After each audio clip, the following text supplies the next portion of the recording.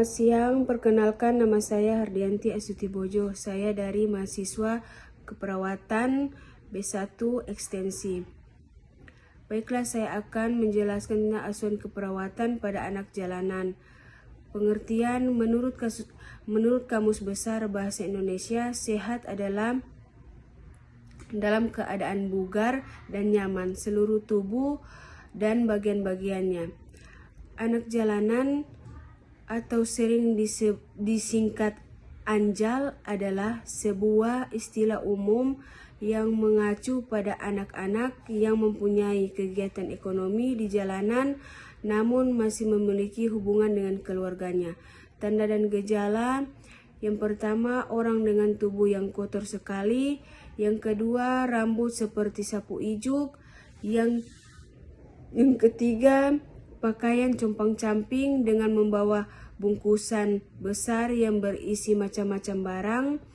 Yang keempat, bertingkah laku aneh seperti tertawa sendiri.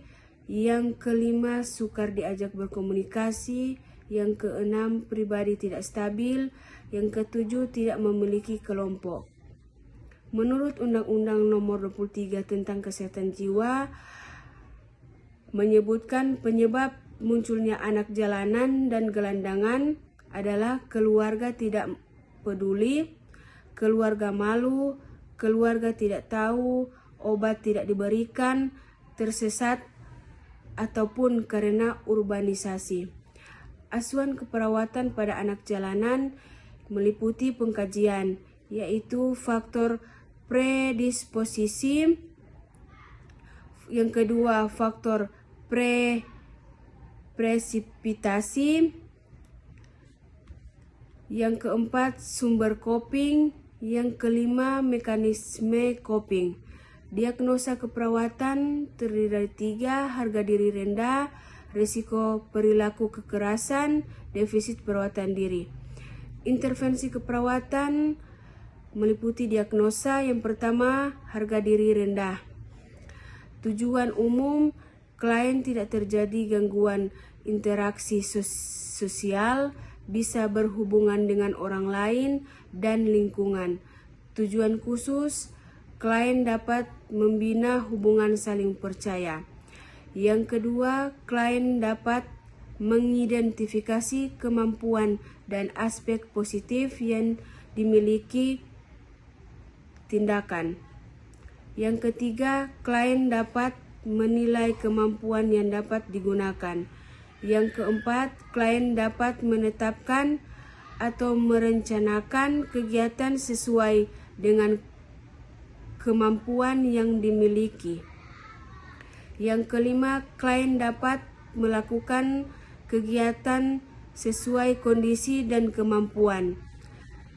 Yang kedua, diagnosa yang kedua, perilaku kekerasan. Tujuan umum, klien terhindar dari mencederai diri, orang lain, dan lingkungan. Tujuan khusus, klien dapat membina hubungan saling percaya. Yang kedua, klien dapat mengidentifikasi penyebab perilaku kekerasan. Yang ketiga, klien dapat mengidentifikasi tanda-tanda perilaku kekerasan. Keempat, klien dapat mengidentifikasi perilaku kekerasan yang biasa dilakukan. Yang kelima, klien dapat mengidentifikasi akibat perilaku kekerasan. Yang keenam, klien dapat mengidentifikasi cara konstruktif dalam berespon terhadap kemarahan. Yang ketujuh, klien dapat mengidentifikasi cara mengontrol perilaku kekerasan. Yang ke-8, klien dapat dukungan dari keluarga. Yang ke-9, klien dapat menggunakan obat dengan benar. Diagnosa yang ketiga yaitu defisit perawatan diri, yaitu meliputi kebersihan diri, berdandan, makan, BAB dan BAK. Tujuan umum, pasien tidak mengalami defisit perawatan diri dari kebersihan diri, berdandan, BAB, BAK. Tujuan khusus, pasien mampu melakukan kebersihan diri secara mandiri. Pasien mampu melakukan berhias, berdandan secara baik. Pasien mampu melakukan makan dengan baik. Pasien mampu melakukan BAB, BAK secara mandiri. Intervensi meliputi melatih pasien cara-cara perawatan kebersihan diri. Yang kedua, melatih pasien berdandan dan berhias. Yang ketiga, melatih pasien makan secara mandiri. Yang keempat, mengajarkan pasien melakukan BAB, BAK secara mandiri. Implementasi keperawatan, perawat yang melakukan implementasi keperawatan pada pasien gangguan jiwa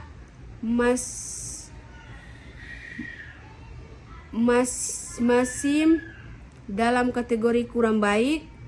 Hal ini bisa terjadi kurangnya pengetahuan dan keterampilan perawat dalam memberikan asuhan keperawatan terhadap pasien dengan gangguan kejiwaan. Evaluasi keperawatan hendaknya dapat didokumentasikan secara sistematis dan sesuai hasil yang dicapai sehingga dilakukan intervensi untuk mengatasi masalah yang belum teratasi. Terima kasih, itulah penjelasan tentang anak jalanan. Semoga bermanfaat. Assalamualaikum warahmatullahi wabarakatuh dan selamat siang.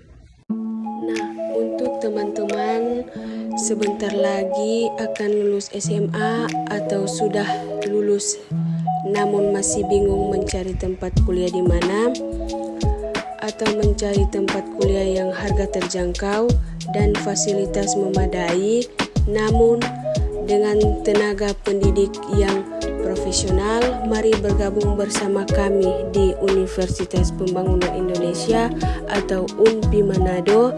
Di UNPI Manado saat ini memiliki beberapa fakultas terdiri dari berbagai jurusan program studi. Berikut di antaranya Fakultas Keperawatan, Fakultas Pertanian, Sosial dan Ilmu Politik, Fakultas Hukum, Fakultas Teknik, dan Fakultas Sastra. Dalam Fakultas Keperawatan, kita bisa kuliah sambil magang di luar negeri. Tunggu apa lagi? Mari bergabung bersama kami di Universitas Pembangunan Indonesia Manado.